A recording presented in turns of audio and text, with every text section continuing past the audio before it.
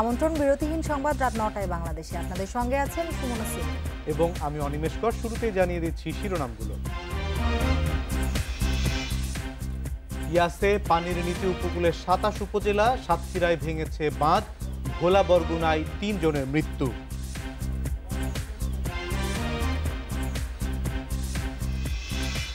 ইয়াসের তাণ্ডব দেখল ভারত, পশ্চিমবঙ্গে ১ মৃত্যু, কোটি মানুষ ক্ষতিগ্রস্ত, জানিয়েছেন মমতা।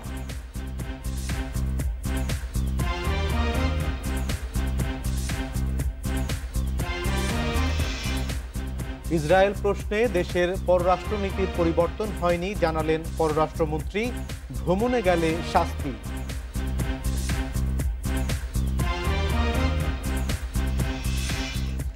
করোনায় নতুন করে আরও ১৭ জনের মৃত্যু, ব্ল্যাক ফাঙ্গাসে উদ্বেগের কারণ দেখছেন কাদের।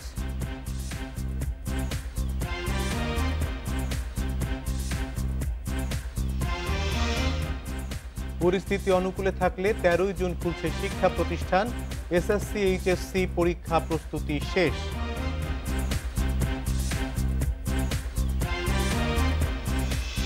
শুনছিলেন শিরোনাম, এবার বিস্তারিত। অতি প্রবল ঘূর্ণিঝড় ইয়াসের প্রভাবে অস্বাভাবিক জোয়ারের পানিতে প্লাবিত হয়েছে উপকূলীয় ১৪ জেলার নিচু এলাকা। বেড়িবাঁধ ভেঙে লোকালয়ে পানি ঢুকে দুর্ভোগে লাখো মানুষ। কোথাও কোথাও ভেঙে গেছে রাস্তা। এদিকে ভোলার লালমোহনে গাছ চাপায় ১ জন, মনপুরা এবং বরগুনার বেতাগীতে পানিতে ডুবে ২ শিশুর মৃত্যু হয়েছে। ঘূর্ণিঝড় ইয়াসের প্রভাবে বিধ্বস্ত দেশের বিভিন্ন উপকূলের বাঁধ। সাতক্ষীরায় বেড়িবাঁধ ভেঙে বিস্তীর্ণ এলাকা প্লাবিত। সবচেয়ে ক্ষতিগ্রস্ত প্রতাপনগরের কুড়িকাহনিয়া, হরিশখালী, সুভদ্রাকাটি, চাকলা এবং গাবুরার লেবুবুনিয়া সহ বিভিন্ন এলাকা। নদীর লবণাক্ত পানিতে ভেসে গেছে শত শত মাছের ঘের। পানিবন্দী অনেক পরিবার। স্বাভাবিকের চেয়ে ৬ ফুট উচ্চতায় পানি প্রবাহিত হয়েছে নদ নদীগুলোই। খুলনার কয়রার বেতকাশি, দোসালিয়া, জোরসিং সহ বিভিন্ন গ্রাম, মোংলার কানাইনগর ও জয়মনি এলাকা, বাগেরহাটের শরণখোলা ও মোরেলগঞ্জে জোয়ারের পানিতে বেশ কিছু এলাকা প্লাবিত হয়েছে। গত ২ দিন ধরে চরম দুর্ভোগে নদী তীরের মানুষ। অসুবিধার মধ্যে আছি। এই ঘূর্ণিঝড় ইয়াসের কারণে বেড়িবাঁধ ভেঙে পানিতে তলিয়ে যাচ্ছে। বাঁধ দিছিল, সেই বাঁধ ঠিক মতো দিনেই, আর এখন দেখেন এই আমাকে ঘর বাড়ি সব তলায় যাচ্ছে। রান্না করা হয় না, সবাই না খাইয়ে মানে উপস্থ থাকার মতো। বরগুনার ৬টি স্থানে বেড়িবাঁধ ভেঙে প্লাবিত হয়েছে প্রায় ১০টি গ্রাম। পিরোজপুরে তলিয়ে গেছে শতাধিক এলাকা। এরকম বন্যা আর কখনো দেখি নাই। সিডরের সময় এরকম পানি হয় নাই। আমাদের গেটের মাছের গেট সব ভাসিয়ে গেছে। ঘরবাড়ি যা আছে সব পানির নিচে, এবং মনে করেন মানুষ যে রাত্রে কিসে ঘুমাবে, সব বিছনাপাতি সব ভিজা। পটুয়াখালীতে ভাঙা বেড়িবাঁধ দিয়ে পানি ঢুকে প্লাবিত হয়েছে অন্তত ৫০টি গ্রাম। ভোলার মনপুরা, কাজিরচর, কলাতলির চর সহ নিম্নাঞ্চলগুলো অস্বাভাবিক জোয়ারের পানিতে দফায় দফায় প্লাবিত হয়েছে। ক্ষতিগ্রস্তদের ত্রাণ সহায়তায় প্রস্তুত প্রশাসন। আমাদের হাতে ১,৯৪,১০০,০০০ টাকা এখনো আমাদের কাছে জমা রয়েছে, এবং খাদ্যশস্য হিসাবে জিআর চাল আমাদের কাছে ৪২.৫ মেট্রিক টন চাল আমাদের কাছে মজুদ রয়েছে। আমাদের ত্রাণ সামগ্রী কোনো রকম কমতি বা ঘাটতি নেই। ইয়াসের প্রভাব পড়েছে চট্টগ্রাম ও কক্সবাজার উপকূলেও। জোয়ারের পানি স্বাভাবিকের চেয়ে কয়েক ফুট বেশি উচ্চতায় আছড়ে পড়ে উপকূলে। প্লাবিত হয়েছে সেন্ট মার্টিনস, টেকনাফের শাহপরী, মহেশখালী সহ বিভিন্ন এলাকা। এদিকে নোয়াখালী, লক্ষ্মীপুর সহ উপকূলীয় বিভিন্ন জায়গার নিম্নাঞ্চলে পানি ঢুকেছে। Zahidul Bashar, independent news. ঘূর্ণিঝড় ইয়াসের প্রভাবে উপকূলের ২৭ উপজেলা নিচু এলাকা প্লাবিত হয়েছে বলে জানিয়েছেন দুর্যোগ ব্যবস্থাপনা প্রতিমন্ত্রী এনামুর রহমান। বিভিন্ন জায়গায় বেড়িবাঁধে ভাঙন দেখা দিয়েছে। দুপুরে সচিবালয়ে সংবাদ সম্মেলনে প্রতিমন্ত্রী আরও বলেন, এরই মধ্যে ক্ষতিগ্রস্ত বাঁধ সংস্কারে জিও ব্যাগ ফেলা শুরু হয়েছে। ঘূর্ণিঝড় ইয়াস থেকে বাংলাদেশ রক্ষা পেলেও এর প্রভাবে অস্বাভাবিক জোয়ারে প্লাবিত হয়েছে উপকূলের নিচু এলাকা। বিভিন্ন জায়গায় বেড়িবাঁধ ভেঙে পানি ঢুকেছে লোকালয়ে। ঘূর্ণিঝড়ের সংখ্যা কেটে গেলেও পূর্ণিমার প্রভাবে জলোচ্ছ্বাসের কবলে দেশ, বলছে আবহাওয়া অধিদপ্তর। উপকূলের বিভিন্ন জেলায় বৃষ্টি অব্যাহত রয়েছে। এসব এলাকায় ঝোড়ো হাওয়া সহ ভারী বৃষ্টিও হতে পারে।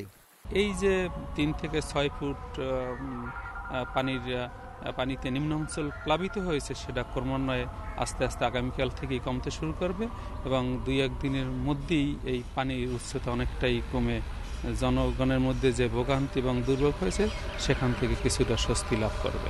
বুধবার দুপুরে সচিবালয়ে সার্বিক পরিস্থিতি নিয়ে সংবাদ সম্মেলনে দুর্যোগ ব্যবস্থাপনা ও ত্রাণ প্রতিমন্ত্রী জানান, ঝড়, বৃষ্টি ও জলোচ্ছ্বাসে ক্ষতি হয়েছে উপকূলের 27 উপজেলায়। বাঁধগুলো, পোল্ডারগুলো সরু হতে হতে জমির আইলের মতো হয়ে গেছে এবং সবগুলাই বেশিরভাগই মাটির বাঁধ। এই মাটির বাঁধ দিয়ে এখন ক্লাইমেট চেঞ্জের কারণে যেভাবে দুর্যোগ বাড়ছে এটা রক্ষা করা যাবে না। অঞ্চল মডেল ধরে আমরা এই উপকূলীয় এলাকাগুলোতে বেড়িবাঁধের ব্যবস্থা এবং পোল্ডারগুলোর উন্নয়নের জন্য ডেল্টা প্ল্যানে নির্দেশনা দেওয়া আছে। তিনি আরও জানান, অনেক জায়গায় ভেঙে যাওয়া বেড়িবাঁধ মেরামতে কাজ করছে পানি সম্পদ মন্ত্রণালয়, আর কৃষি ও মৎস্যজীবীদের ক্ষতি পোষাতে দেওয়া হবে ঋণ। Hasib Mahmud Shah, independent news, Dhaka. ভারতে ঘূর্ণিঝড় ইয়াসের তাণ্ডবে পশ্চিমবঙ্গের পূর্ব মেদিনীপুরে একজনের মৃত্যু হয়েছে। মুখ্যমন্ত্রী মমতা ব্যানার্জি বলেছেন, রাজ্যের 1 কোটি মানুষ ক্ষতিগ্রস্ত ও 3 লাখ ঘরবাড়ি বিধ্বস্ত হয়েছে।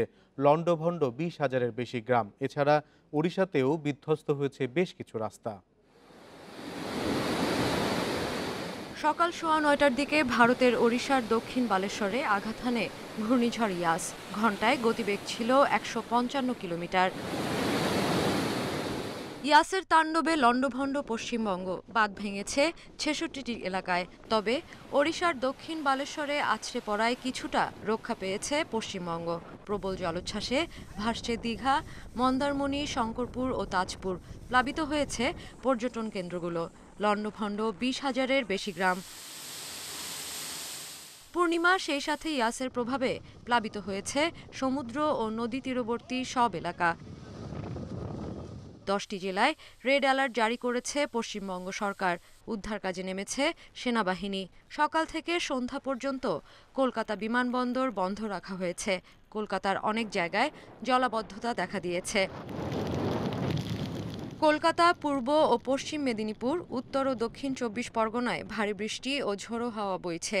দক্ষিণ 24 পরগনা ও পূর্ব মেদিনীপুরে পরিস্থিতি সবচেয়ে ভয়াবহ। আগামী 48 ঘণ্টা পশ্চিমবঙ্গে ঝোড়ো হাওয়ার সাথে ভারী বৃষ্টির পূর্বাভাস দিয়েছে আবহাওয়া দপ্তর। জলোচ্ছ্বাসে দীঘাসহ অনেক এলাকার লোকালয়ে পানি ঢুকে পড়েছে। সকাল থেকে সন্ধ্যা পর্যন্ত কলকাতা বিমানবন্দর বন্ধ রাখা হয়েছে। নিরাপদ আশ্রয়ে সরিয়ে নেওয়া হয়েছে ওড়িশা ও পশ্চিমবঙ্গের প্রায় 15 লাখ মানুষকে। খোলা হয়েছে 4,000 ত্রাণ কেন্দ্র। মোতায়েন করা হয়েছে কয়েক লাখ স্বেচ্ছাসেবী। প্রস্তুত রয়েছে দুর্যোগ মোকাবেলা বাহিনীর শতাধিক টিম। ত্রাণ ও উদ্ধার কাজে সেনাবাহিনী, বিমান বাহিনী এবং নৌবাহিনীকেও প্রস্তুত রাখা হয়েছে। বৃহস্পতিবার দুপুর পর্যন্ত গভীর নিম্নচাপের প্রভাবে ওড়িশার উপকূলের বিভিন্ন জেলায় অতি ভারী বৃষ্টির পূর্বাভাস জারি করা হয়েছে। ভারী বৃষ্টির আশঙ্কা রয়েছে পশ্চিমবঙ্গের বিভিন্ন জেলাতেও। গতকাল থেকেই পশ্চিমবঙ্গ ও ওড়িশার উপকূলে রেড অ্যালার্ট জারি করা হয়। মাছ ধরা বন্ধ করে নিরাপদ স্থানে আশ্রয় নিতে বলা হয় জেলেদের। Sadia Afrin, independent news. বাংলাদেশের কোনো নাগরিক ইসরায়েল গেলে শাস্তিমূলক ব্যবস্থা নেওয়া হবে বলে জানিয়েছেন পররাষ্ট্রমন্ত্রী একে আব্দুল মোমেন। তিনি বলেন, ফিলিস্তিন ও ইসরায়েলের বিষয়ে বাংলাদেশের পররাষ্ট্রনীতির কোনো পরিবর্তন হয়নি। এদিকে ফিলিস্তিনের প্রতি সমর্থন দেয়ায় বাংলাদেশের মানুষ ও সরকারের প্রতি কৃতজ্ঞতা জানান দেশটির রাষ্ট্রদূত। যতদিন পর্যন্ত ফিলিস্তিন রাষ্ট্র সত্যিকারভাবে প্রতিষ্ঠিত না হবে ততদিন পর্যন্ত ইসরায়েলকে দেশ হিসাবে বাংলাদেশ স্বীকার করবে না বলে মন্তব্য করেছেন পররাষ্ট্রমন্ত্রী একে আব্দুল মোমেন। বাংলাদেশ আশা করে ইসরায়েল অতি দ্রুত এ সমস্যার সমাধান করবে। সকালে রাষ্ট্রীয় অতিথি ভবন পদ্মায় ফিলিস্তিনের জন্য চিকিৎসা সামগ্রী প্রদান অনুষ্ঠানে তিনি এ কথা বলেন। যতদিন পর্যন্ত প্যালেস্টাইন স্টেট আপনার সত্যিকারভাবে প্রতিষ্ঠিত না হয়েছে ততদিন পর্যন্ত আমরা ইসরায়েলকে স্বীকারই করি না, দেশ হিসাবে স্বীকার করি না। পররাষ্ট্রমন্ত্রী বলেন, বাংলাদেশের পাসপোর্ট থেকে ইসরায়েল শব্দ উঠে গেলেও দেশটির সাথে বাংলাদেশের কোনো কূটনৈতিক সম্পর্ক নেই। বাংলাদেশিদের জন্য এখনও ইসরায়েলে যাওয়া নিষিদ্ধ বলে সাফ জানিয়ে দেন পররাষ্ট্রমন্ত্রী। তিনি বলেন, এরপরও কেউ গেলে তাকে বিচারের মুখোমুখি হতে হবে। অন্যভাবে যদি কেউ যায় আমাদের আইনে তার পানিশমেন্ট হবে, হবে। আপনার ইতিহাস আপনি জানা আছে যে এক ভদ্রলোক এখান থেকে আপনার প্যালেস্টাইনের এই ইসরায়েলে এক ভদ্রলোক যেতে চাইছিলেন, উনি বোধহয় গিয়েছিলেন, সামথিং লাইক এয়ারপোর্টে ওনাকে অ্যারেস্ট করা হয়, পরে ওনার জেলও হয় কয়েক বছর। এ সময় সহযোগিতার জন্য বাংলাদেশ সরকার ও জনগণকে ধন্যবাদ ও কৃতজ্ঞতা জানান ঢাকায় নিযুক্ত ফিলিস্তিন রাষ্ট্রদূত ইউসুফ এস ওয়াই রামাদান। বলেন, গাজায় হামলার প্রথম দিন প্রধানমন্ত্রী শেখ হাসিনার সহমর্মিতা জানিয়ে ফিলিস্তিন প্রেসিডেন্টকে ফোন করেছেন, বাংলাদেশের পক্ষ থেকে সমর্থন জানিয়েছেন, তা কখনোই ভোলার নয়। আমি দেখেছি এদেশের মানুষ কিভাবে ফিলিস্তিনকে সমর্থন দিচ্ছে, সেটা হচ্ছে নানাভাবে। অনেকে চিকিৎসা সামগ্রী, নগদ অর্থ পাঠিয়েছে, যা আমাদের অভিভূত করেছে। বাংলাদেশের মানুষের এমন আন্তরিকতা, সহমর্মিতা কখনোই ভোলার নয়। ফিলিস্তিনি রাষ্ট্রদূত বলেন, তার দেশের জনগণ বিশ্বাস করে বাংলাদেশ তাদের সাথেই আছে। Hasif Mahmud Shah, independent news, Dhaka. বাংলাদেশের পাসপোর্ট থেকে ইসরায়েলে ভ্রমণ নিষেধাজ্ঞা তুলে নেওয়া দুঃখজনক বলে মন্তব্য করেছেন বিএনপি মহাসচিব মির্জা ফখরুল ইসলাম আলমগীর। বুধবার দুপুরে বাংলাদেশে নিযুক্ত ফিলিস্তিনের রাষ্ট্রদূত ইউসুফ রামাদানের কাছে ইসরায়েলি হামলায় আহতদের জন্য ওষুধ সহায়তা প্রদান শেষে একথা জানান বিএনপি মহাসচিব। এ সময় ফিলিস্তিনের জনগণের ওপর ইসরায়েলি হামলার নিন্দাও জানান তিনি। মির্জা ফখরুল বলেন, ফিলিস্তিনের জনগণ যে আন্দোলন করছে তার প্রতি পূর্ণ সমর্থন রয়েছে বিএনপির।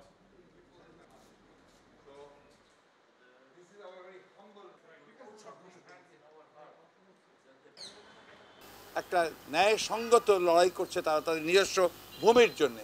সেই সময় দুঃখজনকভাবে সরকারের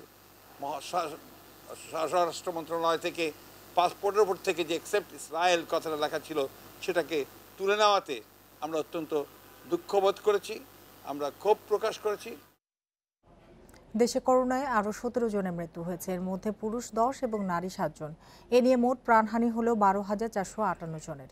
486টি ল্যাবে 24 ঘন্টায় 16,434 নমুনা পরীক্ষায় করোনা শনাক্ত হয়েছে 1,497 জনের। পরীক্ষা বিবেচনায় শনাক্তের হার 9.11%। বুধবার স্বাস্থ্য অধিদপ্তরের বিজ্ঞপ্তিতে জানানো হয়, দেশে মোট করোনা আক্রান্তের সংখ্যা দাঁড়ালো 7,93,693 জনে।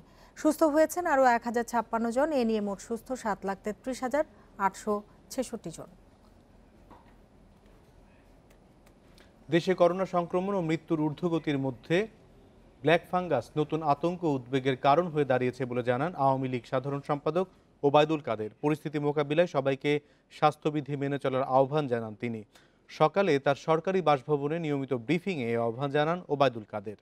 জীবিকার স্বার্থে ইতিমধ্যে বাস, লঞ্চ, ট্রেন স্বাস্থ্যবিধি মানার শর্তে চালু করেছে, দোকানপাটও খোলা হয়েছে, কিন্তু দুঃখের সাথে বলতে হয় এখনও স্বাস্থ্যবিধি মেনে, বিশেষ করে মাস্ক পরা এবং সামাজিক দূরত্ব বজায় রাখার ক্ষেত্রে মানুষের মাঝে চরম উদাসীনতা, অবহেলা লক্ষ্য করা যাচ্ছে।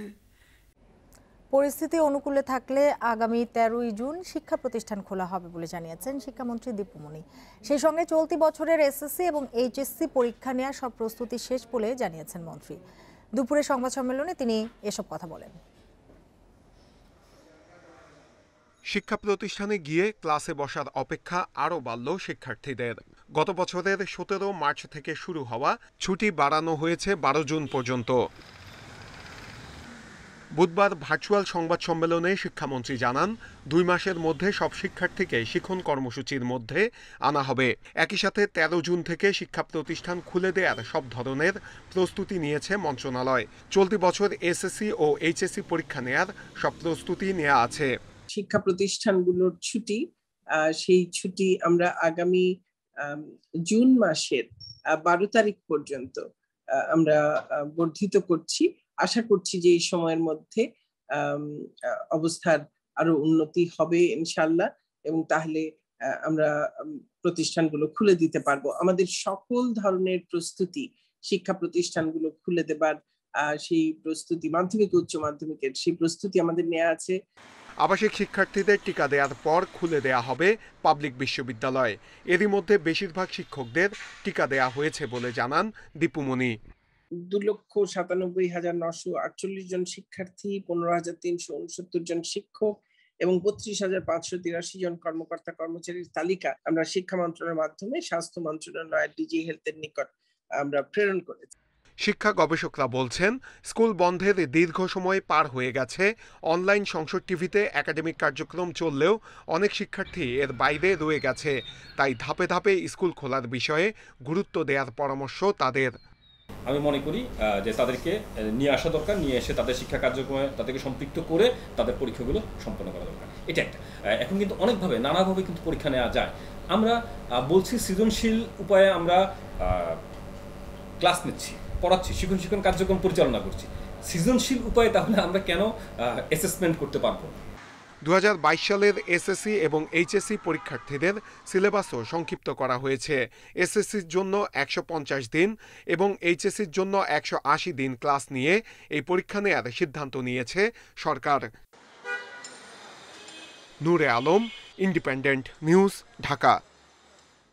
প্রায় 1 মাস ধরে হাসপাতালে সিসিইউতে চিকিৎসাধীন বিএনপি চেয়ারপারসন খালেদা জিয়া। শারীরিক নানা জটিলতা থাকায় আরও উন্নত চিকিৎসা প্রয়োজন বলে জানিয়েছেন দলের মহাসচিব মির্জা ফখরুল ইসলাম আলমগীর। বুধবার বিকেলে এক ভার্চুয়াল আলোচনা সভায় মির্জা ফখরুল বলেন, করোনা পরবর্তী জটিলতায় খালেদা জিয়া এখন অত্যন্ত অসুস্থ। গত 27 এপ্রিল ভর্তি হন রাজধানীর এভার কেয়ার হাসপাতালে। অবস্থার অবনতি হলে 3রা মে নেওয়া হয় সিসিইউতে। করোনা পরবর্তী জটিলতায় খালেদা জিয়ার কিডনি এবং ফুসফুস কিছুটা আক্রান্ত হয়। 10 সদস্যের মেডিকেল বোর্ডের পাশাপাশি বিদেশি চিকিৎসকদের পরামর্শে চিকিৎসা চলছে।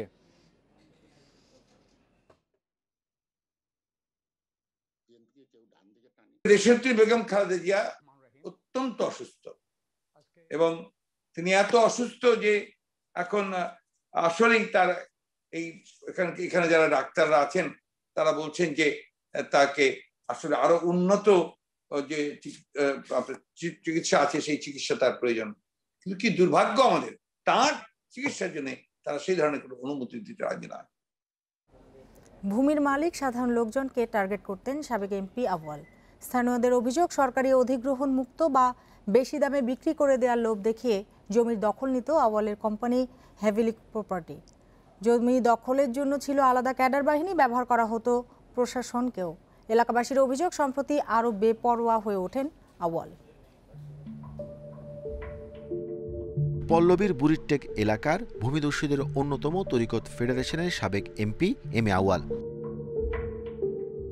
ছেলের সামনে কুপিয়ে হত্যা করা শাহিনুদ্দিনের দাদা মোহাম্মদ আলীর নামে ওই এলাকার নাম আলীনগর। দাদা আলী 2টি বিয়ে করেছিলেন। 2 পক্ষের তার 14 সন্তান। পরিবারের সদস্যরা জানান, ছেলেরা সবাই বাবার সম্পত্তির 85 শতক করে জায়গা পান। সেই হিসেবে শাহিনুদ্দিনের দাদার নামে 10 একর জায়গা আছে। এই আওয়াল সাহেবের এক তাহের সাহেব, ওনার সাথে আমাদের এই মানিদি সাহেবের পরিচয় ছিল। মানিদি গিয়া তাহের বাড়ি দল, তাহের ভাই আমাকে এই জায়গাগুলোর একটা ফাসলা করেন, করার পর এই জন্য আওয়াল সাহেব ঢুকল। শাহিনুদ্দিনের দাদার প্রথম পক্ষের 2 মেয়ের কোনো হদিস জানে না এলাকাবাসী। আর দ্বিতীয় স্ত্রীর 2 মেয়ের একজন অনেক আগেই মারা গেছেন। আরেকজন মানসিক প্রতিবন্ধী বানেসাকে 4 বছর আগে গুম করা হয় বলে দাবি পরিবারটির। তাদের অভিযোগ, এই 4 জনের প্রায় 1.5 একর জায়গা দখলের লোভে বুড়িরটেকে আস্তানা গাড়েন এমপি আউয়াল। উনি কোথায় আছে বিগত কয়েক বছর যাবত ওনার কোনো খবরই নেই। আর কি ওনারা পুরো আর কি গুম, আর কি বাইচা আছে না মরে গেছে এটাও জানি না আমরা। 15 বছর আগে সরকারি অধিগ্রহণ মুক্ত করার লোভ দেখিয়ে 3 বছরের চুক্তিতে প্রতি শতক জায়গা 1.5 লাখ টাকায় কিনবেন বলে কাগজ করেন আউয়াল। কিন্তু ভুক্তভোগীদের অভিযোগ, দলিল করার সময় শতকের পরিবর্তে কাঠা লেখা হয়। আর ভূমির মালিক নিরক্ষর হওয়ার সুযোগে 19 শতকের কথা বলে লিখে নেন 30 শতক। হ্যাঁ, আমার দলিল করছে আমারও সারা, তা আমি কইতে পারতাম না, এই কাগজে কিচ্ছু দেয় না। 19 কাঠা কত কয়ে 34 কাঠা লয়ে গেছে। হ্যাঁ, 5 লাখ টাকা ধরাই দিছে। যারা না বেচছে হ্যাঁ গোটা তো লইছি, যে গোটা কিনে লইছে হ্যাঁ গোটা এরা কাম কাজ করাইতেছে। যারা পাওনা আছে হ্যাঁ চাইতে গেলে এগুলোকে দ্বন্দ্ব বাজায়। এম এ আউয়ালের কোম্পানি হেভেলির জমি ভরাটের কাজ করতেন নিহত শাহিনুদ্দিন। জমি নিয়ে বিরোধের কারণে একাধিকবার তার ওপর হামলা করে আউয়ালের ভাড়াটে লোকজন। এ নিয়ে মামলা জিডির পরও তারা ছিল বেপরোয়া। এমপি এখানে যে আমরা তদন্ত পেয়েছি ডাইরেক্টলি ইনভলভ, তার নির্দেশেই এই মার্ডারটি হয়েছে। আমরা ইতিমধ্যে মামলাটা প্রায় গুছিয়ে এনেছি, তদন্ত প্রায় শেষের দিকে। আর 20 জন এজার নামে আসামি আছে, তাদেরকে আমরা গ্রেপ্তারের প্রচেষ্টায় আছি। এলাকায় ত্রাস সৃষ্টি করতে ক্যাডার সুমনকে দিয়ে শাহিনুদ্দিনকে হত্যা করা হয়েছে বলেও অভিযোগ এলাকাবাসীর। Arafatur Rahman, independent news, Dhaka. রাজধানীর দক্ষিণখানে গার্মেন্টস কর্মী আজহার হত্যায় ইমাম আব্দুর রহমানের সঙ্গে নিহতের স্ত্রীও জড়িত বলে জানিয়েছে র্যাব। গেল মার্চে এই খুনের পরিকল্পনা করেন দুজন মিলেই। এজন্য মাদ্রাসার এক ছাত্রের নামে সিম কার্ড ও মোবাইল ফোন কিনেন ইমাম। সেই ফোনেই হত্যাকাণ্ড নিয়ে আলোচনা করেন আজহারের স্ত্রী ও রহমান। প্রাথমিক জিজ্ঞাসাবাদ শেষে আদালতের মাধ্যমে দুজনকে 5 দিনের রিমান্ডে নিয়েছে র্যাব। রাজধানীর দক্ষিণখানের সর্দারবাড়ি জামে মসজিদের সেপটিক ট্যাঙ্কে বুধবারও পাওয়া যায় দুর্গন্ধ। খুনের ঘটনা জানাজানির পর থেকেই সেখানে ভিড় করছেন এলাকাবাসী। ইমাম সাহেব যে এই ঘটনাটা করবে বা করবে আমরা ভাবতে পারি নাই। ইমাম সাহেব তো একটা ওয়াইফ বহুত আছে, আর একটা মাইয়া নিয়ে সংক্রান্ত, ওটা বড় খারাপ কাজ। মসজিদ থেকে কিছু দূর গেলেই নিহত গার্মেন্টস কর্মী আজহারের ভাড়া বাড়ি। এই বাসাতেই আজহারকে পড়াতে গিয়ে তার স্ত্রী আসমা আক্তারের সঙ্গে সম্পর্ক গড়ে ওঠে মসজিদের ইমাম আব্দুর রহমানের। যেভাবে হত্যাকাণ্ড করছে, এটা যেভাবে শুনছি যেন খুব শাস্তি হয়।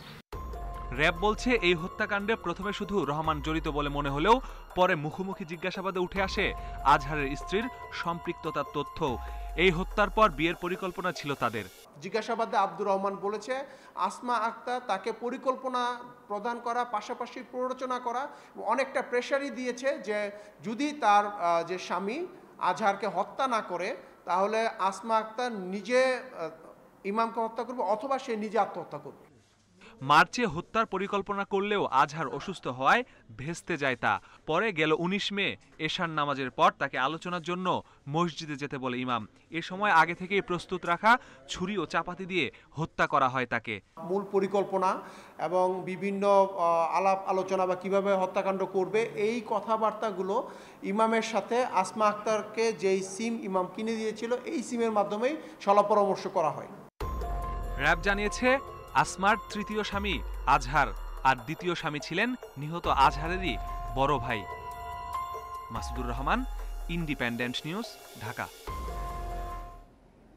10 থেকে 12 জনের ডাকাত দল, যাদের টার্গেট ব্যাটারির দোকান। ঢাকা, নারায়ণগঞ্জ সহ দেশের বিভিন্ন জেলায় এরা ডাকাতি করে বেড়ায়। সম্প্রতি রাজধানীর ভাসানটেকে নৈশ প্রহরীকে হত্যা করে ডাকাতির মামলায় চক্রের 3 সদস্যকে গ্রেপ্তারের পর এসব জানিয়েছে পুলিশ। গত 3 মাসে এদের হাতে খুন হয়েছে 3 জন, গুরুতর আহত 8 জন।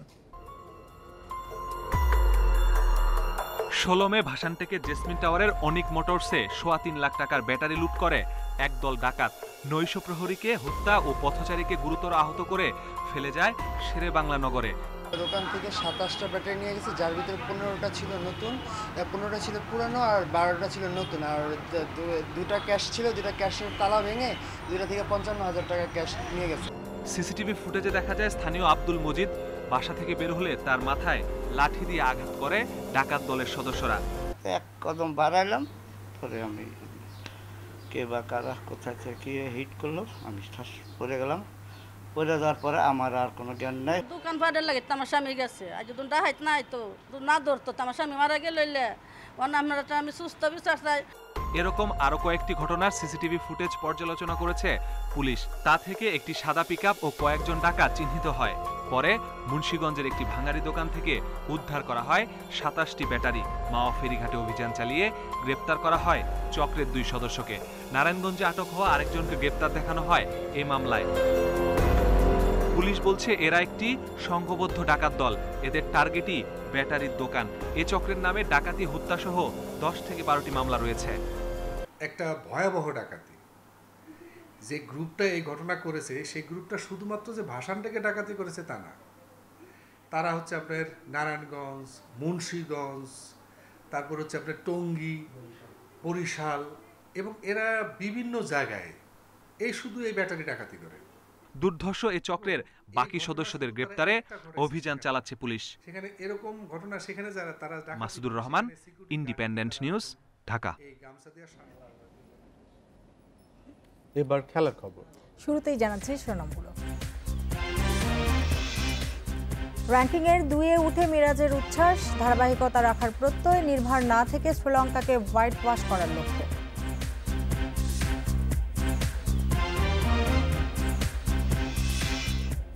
শুক্রবার কাতার যাবে জাতীয় দল, কাল শেখ জামালের সাথে ম্যাচ। আক্ষেপ থাকলেও প্রস্তুতি ঘাটতি দেখছে না বাফুফে।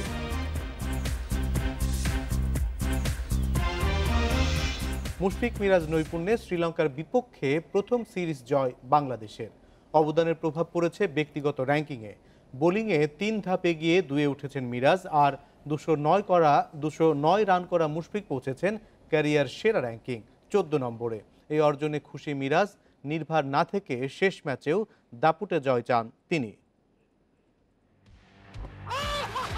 বিদেশে নির্বিষ বোলিং, কিন্তু দেশে মিরাজ প্রতিপক্ষের জন্য আতঙ্ক। 2 ম্যাচেই তার স্পিনে ভুগেছে শ্রীলঙ্কা। 7 উইকেট শিকারে এগিয়েছেন 3 ধাপ। 50+ রেটিং বাড়িয়ে মিরাজ এখন র্যাঙ্কিংয়ের 2 নম্বরে। আইসিসি বোলার্স র্যাঙ্কিংয়ের সেরা 2-এ ওঠা তৃতীয় বাংলাদেশি মিরাজ। আগের দুজনও স্পিনার। 2009-এ শীর্ষে ছিলেন সাকিব, পরের বছর 2-এ উঠে আসেন রাজ্জাক। মিরাজের সামনে চূড়ায় ওঠার সুযোগ, তার থেকে 12 রেটিং এগিয়ে ট্রেন্ট বোল্ট। শ্রীলঙ্কা সিরিজের শেষ ম্যাচে স্পেশাল পারফরমেন্স মিরাজকে তুলতে পারে 1 নম্বরে। যদি হয়েই যায় তাহলে সাকিবের পর আইসিসি র্যাঙ্কিংয়ে 1 নম্বর আরেকজনকে পাবে বাংলাদেশ। আমার কাছে খুব ভালো লাগছে যে 2 নম্বরে র্যাঙ্কিংয়ে আসতে পেরে, কারণ আমি কখনো ভাবিনি যে ওয়ানডে ক্রিকেটে 2 নম্বরে বোলিংয়ে আসবো। খারাপ সময়টা সবাই আমাকে সাপোর্ট করেছে, আমার পিছন থেকে আমাকে অনেক উৎসাহ দিয়েছে। হয়তো সেই খারাপ সময়টা ওই সময়টা যদি আমি ওইভাবে মেন্টালিটি বা ওভারকাম না করতে পারতাম, হয়তো আজকে এই পজিশনে আসতে পারতাম না। আইপিএলের ছন্দ জাতীয় দলে টেনে নিয়ে সফল মুস্তাফিজ ফিরেছেন শীর্ষ 10-এ। 2 ম্যাচে 6 উইকেট শিকারে 8 ধাপ এগিয়ে অবস্থান 9 নম্বরে। অন্যদিকে 2 ম্যাচের সেরা মুশফিকও এখন ক্যারিয়ার সেরা র্যাঙ্কিংয়ে 4 ধাপ এগিয়ে উঠে এসেছেন 14 নম্বরে। এসব অর্জনের তৃপ্তি আর সিরিজ নিশ্চিতের আত্মবিশ্বাস নিয়ে শেষ ম্যাচে নামবে বাংলাদেশ। আরও 10 পয়েন্ট চাই মিরাজদের। আমাদের রিল্যাক্স হওয়ার কোনো কিছু নেই, কারণ এখানে কিন্তু পয়েন্টের খেলা, কারণ পয়েন্টটা কিন্তু খুবই ইম্পর্টেন্ট। বাট আমি মনে করি যে সিরিজ জিতেছি, আলহামদুলিল্লাহ, এটা আমাদের জন্য খুবই ভালো এবং আমাদের খুব ভালো একটা অ্যাচিভমেন্ট। শ্রীলঙ্কার সাথে ফার্স্ট টাইম আমরা সিরিজ জিতেছি। শুক্রবার শেষ ম্যাচ। উইন্ডিজ পাকিস্তানের পর সাবেক বিশ্ব চ্যাম্পিয়ন শ্রীলঙ্কাকে হোয়াইট ওয়াশের সুযোগ তামিমদের সামনে। সাইদ সাদি, ইন্ডিপেন্ডেন্ট নিউজ। ইংল্যান্ডকে টপকে ওয়ানডে সুপার লিগের শীর্ষে বাংলাদেশ। শ্রীলঙ্কাকে হোয়াইট ওয়াশ করে অবস্থান মজবুতের পাশাপাশি আত্মবিশ্বাস বাড়ানোর সুযোগ টিম টাইগার্সের, মনে করছেন নাজমুল আবেদিন ফাহিম। টানা ব্যর্থ লিটনকে বাদ দেওয়ার আগে আরও একটা সুযোগের পক্ষে এই ক্রিকেট বিশ্লেষক ও কোচ।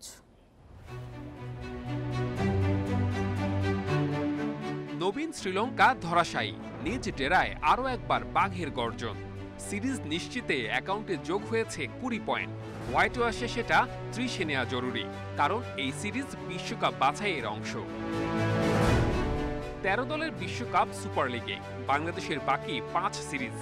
একটি ছিল আয়ারল্যান্ডের সঙ্গে, যা করোনায় স্থগিত হয়েছে। জুনের জিম্বাবুয়ে সফর আর 2022-এর ফেব্রুয়ারিতে ঘরের মাঠে আফগানিস্তান সিরিজ থেকে সর্বোচ্চ পয়েন্ট পাওয়া সম্ভব।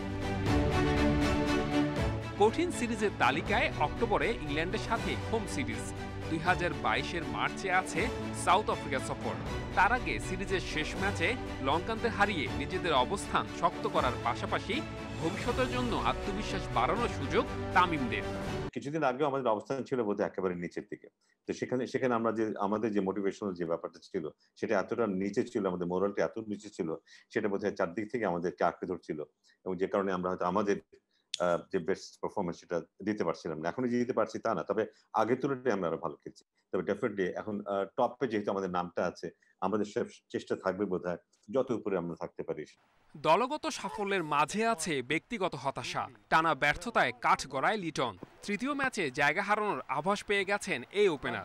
দলে ঢুকেছেন নাইম শেখ, কিন্তু দ্বিতীয় ওয়ানডেতে ওর ব্যাটে আত্মবিশ্বাসের ছাপ দেখতে পেয়েছেন ক্রিকেট বিশ্লেষক ও কোচ নাজমুল আবেদিন ফাহিম। এখন যদি তাকে আমরা না রাখি, তারপরে হয়তো তাকে অনেকদিন হয়তো নাও দেখতে পারি আমরা, এই ভয়টা পাই। সো আরেকটা সুযোগ যদি পায় এবং তারপরে যদি সে ব্যর্থ হয়, তারপরে হয়তো তাকে সুযোগ দেওয়ার কোনো উপায় থাকবে না। তবে আরেকটা সুযোগ যদি পায়, মেবি দ্বিতীয় ম্যাচে আমরা যতটুকু দেখেছি সেখান থেকে যদি কিছু কনফিডেন্স নিয়ে তৃতীয় ম্যাচটা খেলতে পারে, maybe he will be able to come back. সামনে থেকে নেতৃত্ব দিচ্ছেন তামিম, মিস্টার ডিপেন্ডেবল মুশফিক নিজেকে ছাড়িয়ে যাচ্ছেন, কিন্তু দুই সিনিয়রকে দেখেও কি কিছু শিখতে পারছেন লিটন সৈকতরা? Saiful Majumdar, independent news. দেশের বাইরে ক্যাম্প সম্ভব হয়নি, এখন দেশেই শেখ জামালের বিপক্ষে ম্যাচ খেলেই বিশ্বকাপ বাছাইয়ের প্রস্তুতি সারবে বাংলাদেশ। কাল বিকেল 4টায় বঙ্গবন্ধু স্টেডিয়ামে হবে ম্যাচটি। অনুশীলন আর প্রস্তুতি ম্যাচের ঘাটতি সত্ত্বেও ভালো ফলের আশা বাফুফের। শুক্রবার কাতার যাবে বাংলাদেশ দল। 2022 বিশ্বকাপ বাছাইয়ে বাংলাদেশের একমাত্র গোল আসে সেট পিস থেকে। গোল স্কোরার সাদউদ্দিন ইনজুরিতে ছিটকে গেছেন, বাকিদের নিয়েই তাই সেট পিস পরিকল্পনা সাজাচ্ছেন জেমিডে। কিন্তু বাফুফের পরিকল্পনায় তো গলদ। কাতার বা সৌদি আরব কোথাও ক্যাম্প করা যায়নি, তা নিয়ে অসন্তোষ ফুটবলার, কোচিং স্টাফের। ওদিকে প্রতিপক্ষ আফগানিস্তান ওমান একদিন আগেই ইন্দোনেশিয়া আর থাইল্যান্ডের সাথে খেলেছে প্রস্তুতি ম্যাচ, দুদলই জিতেছে। কাতারে থাকা ভারত শুক্রবার ফিলিপাইনের সাথে খেলে প্রস্তুতি সারবে। সেখানে দেশি ক্লাব শেখ জামালের সাথে ম্যাচ খেলেই সন্তুষ্ট থাকতে হচ্ছে জামালদের। বাফুফে কর্তারা অবশ্য মনে করছেন প্রস্তুতি পর্যাপ্ত হয়েছে। যে প্রিপারেশন আছে ন্যাশনাল টিম ম্যানেজমেন্ট কমিটি তার টিমকে, এবং যতটুকু আমাদের সক্ষমতার মধ্যে আছে, আমি মনে করি যে যথেষ্ট। তবে প্র্যাকটিস ম্যাচটা যদি আন্তর্জাতিকভাবে খেললে হয়তো তাদের কনফিডেন্স লেভেলটা বাড়তো। দেয়ালে পিঠ ঠেকে যাওয়া অবস্থায় কাতারে যাওয়ার নতুন দিনক্ষণ ঠিক করেছে বাফুফে। ওয়ার্ল্ড কাপ কোয়ালিফায়ার্স খেলার উদ্দেশ্যে আগামী 28শে মে ঢাকা থেকে কাতারের উদ্দেশ্যে রওনা হবে।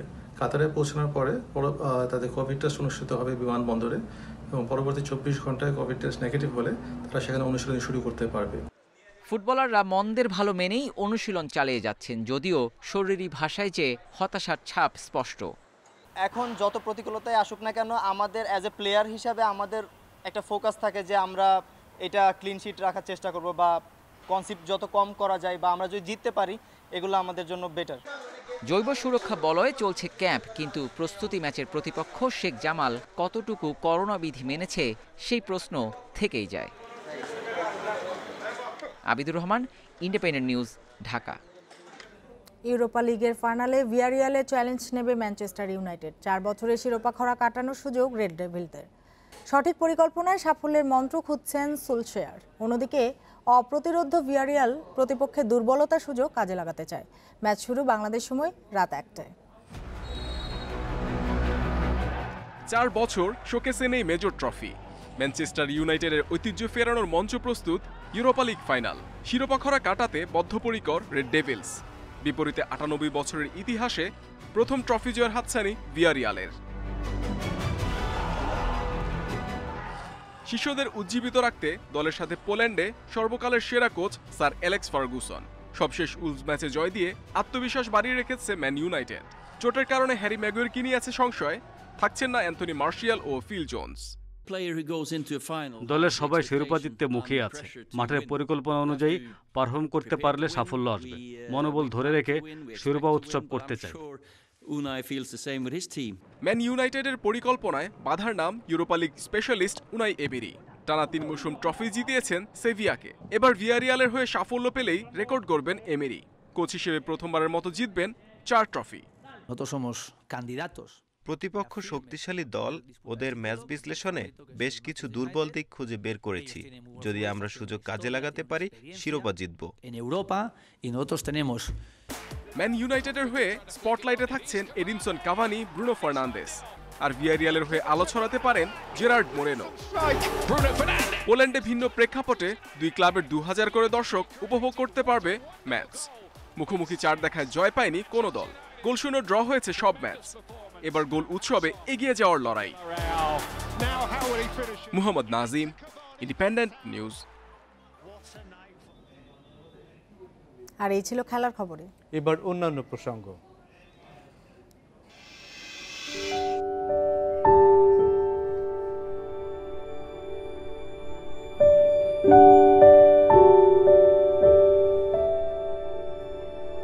আবারও ফিরছে টাইটানিক, আর এটি বানাচ্ছে চীন।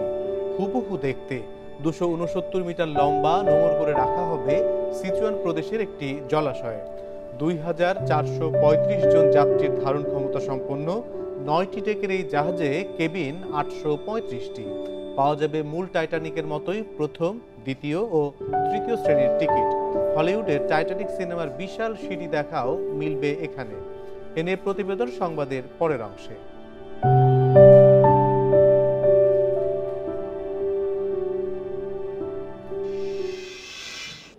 বৌদ্ধ ধর্মাবলম্বীদের সবচেয়ে বড় উৎসব বুদ্ধ পূর্ণিমা আজ। প্রতি বছর বড় ধরনের আয়োজনে দিনটি পালন হলেও করোনা মহামারীর কারণে এবার সীমিত করা হয়েছে সব আয়োজন। পৃথিবীর সকল প্রাণীর সুখ ও শান্তি কামনার পাশাপাশি করোনা মুক্তির প্রার্থনা জানিয়েছেন বৌদ্ধ ধর্মাবলম্বীরা।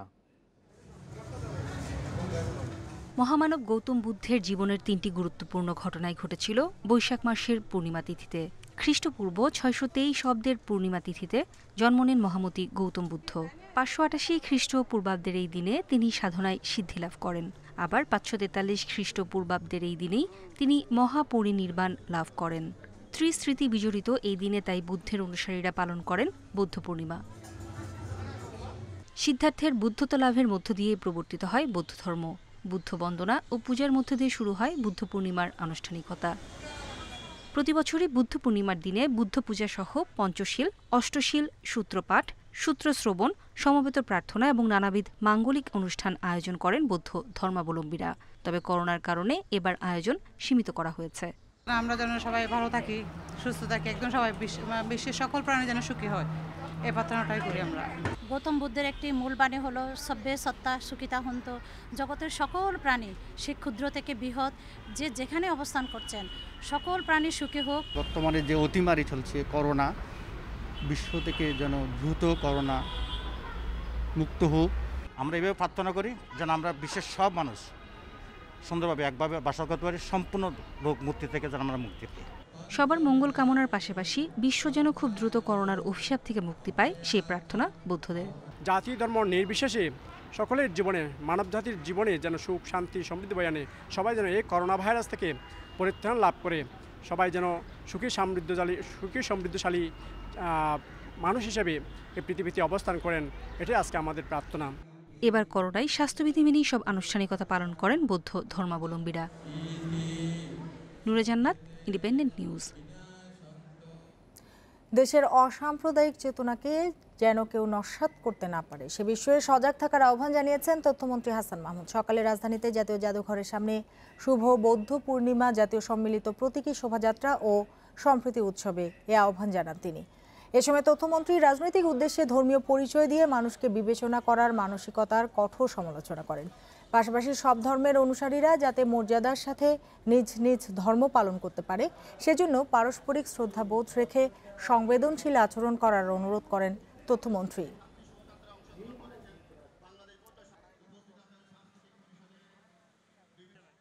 সাম্প্রদায়িক অপশক্তি মাঝে মধ্যে যে সাম্প্রদায়িক বিষ বাষ্প ছড়ানোর অপচেষ্টা চালায়, সেটি সবসময় আমাদের সরকার কঠোর হস্তে দমন করেছে।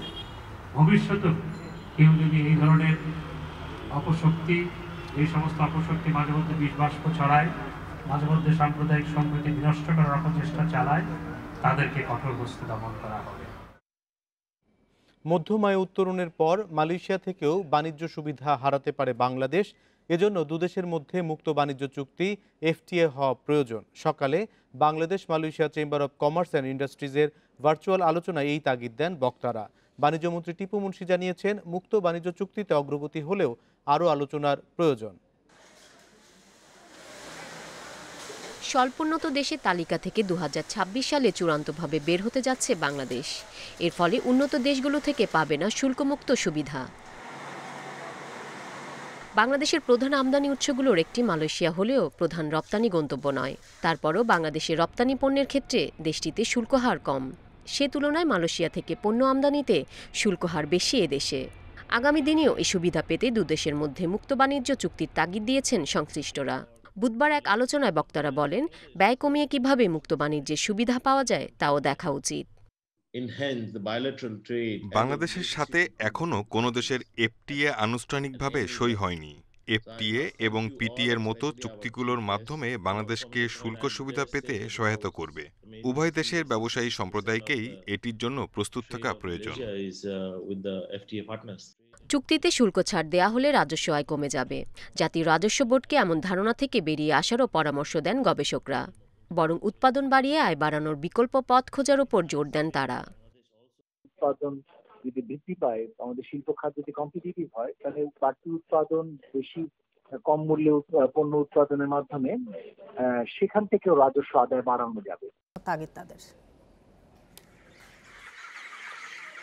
অর্থনীতিতে গুরুত্বপূর্ণ অবদান রাখছে পোল্ট্রি খাত। মোট প্রাণী সম্পদের ৩৫% আসে এ খাত থেকে। বর্তমান সস্তা আমিষের বড় উৎস পোল্ট্রি মাংস ও ডিম।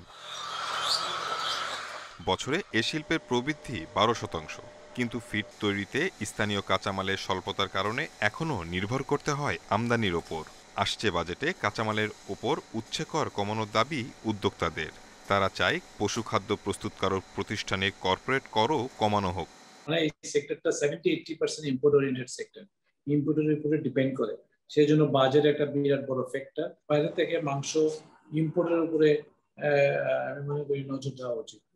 কৃষি অর্থনীতিবিদরা বলছেন, খাদ্য নিরাপত্তা নিশ্চিতে পোল্ট্রির মতো উপখাতগুলোকে জোর দিতে হবে। এতে দেশের চাহিদা পূরণ করে রপ্তানি সুযোগও তৈরি হতে পারে।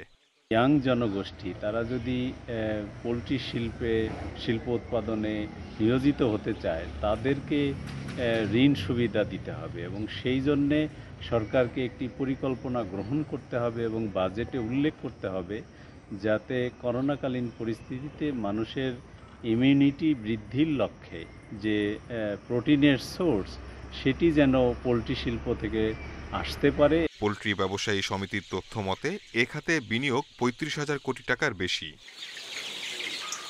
Shahid Ahmed, independent news, Dhaka. নিষেধাজ্ঞা কাটিয়ে প্রায় ৭ বছর পর আবারও ইউরোপে পান রপ্তানি শুরু হলো। প্রথম চালানে ১ লাখ টন পান যাচ্ছে যুক্তরাজ্যে।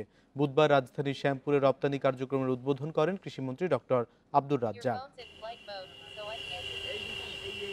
ইউরোপ ও মধ্যপ্রাচ্যের বিভিন্ন দেশে রপ্তানি হতো পান, কিন্তু ২০১৪ সালে বাংলাদেশি পানে ক্ষতিকর স্যালমোনেলা ব্যাকটেরিয়ার অস্তিত্ব পাওয়ায় নিষেধাজ্ঞা দেয় ইউরোপীয় ইউনিয়ন। প্রথমে ১ বছরের জন্য নিষিদ্ধ করা হলেও পরে বাড়ানো হয় সময়। রপ্তানিকারকরা জানান, এরপর ইউরোপের পানের বাজার চলে যায় ভারতের দখলে। অবশেষে স্বাস্থ্যসম্মত উপায়ে চাষাবাদ সহ নানা শর্ত মেনে আবারও উন্মুক্ত হলো পান রপ্তানির সুযোগ।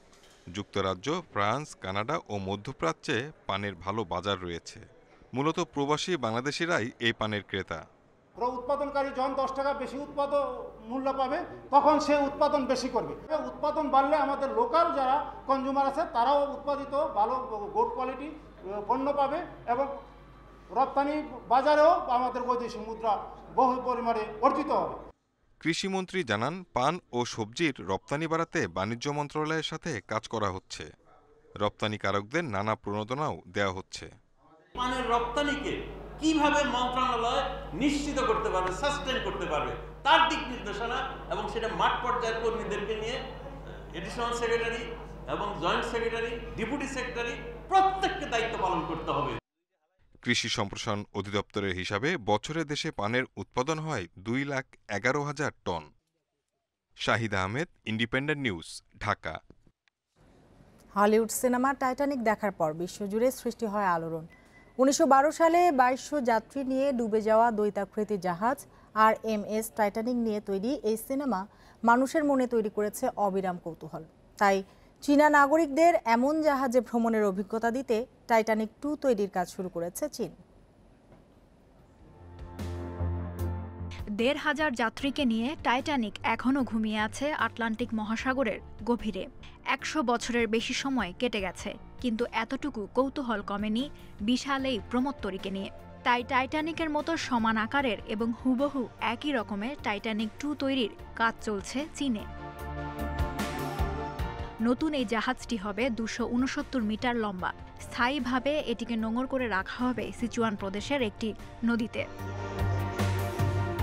চীনা এই জাহাজের ভেতরের নকশাও প্রায় একই রকম। থাকবে বলরুম, থিয়েটার, সুইমিং পুল এবং প্রথম শ্রেণীর কেবিন। এর সাথে যুক্ত হবে ওয়াইফাই। কর্তৃপক্ষ জানিয়েছে ২৪৩৫ জন যাত্রী ক্ষমতা সম্পন্ন ৯টি ডেকের এই জাহাজে থাকছে ৮৩৫টি কেবিন। মূল টাইটানিকের মতোই প্রথম, দ্বিতীয় ও তৃতীয় শ্রেণীর টিকিট পাওয়া যাবে। সাজসজ্জাও থাকছে একই রকম। হলিউডের টাইটানিক ছবিতে দেখা বিশাল সিঁড়িও থাকবে নতুন এই জাহাজে। বলা হচ্ছে এখন পর্যন্ত জাহাজটি তৈরিতে খরচ পড়েছে ১ বিলিয়ন ইউয়ান, লেগেছে ২৩,০০০ টন স্টিল।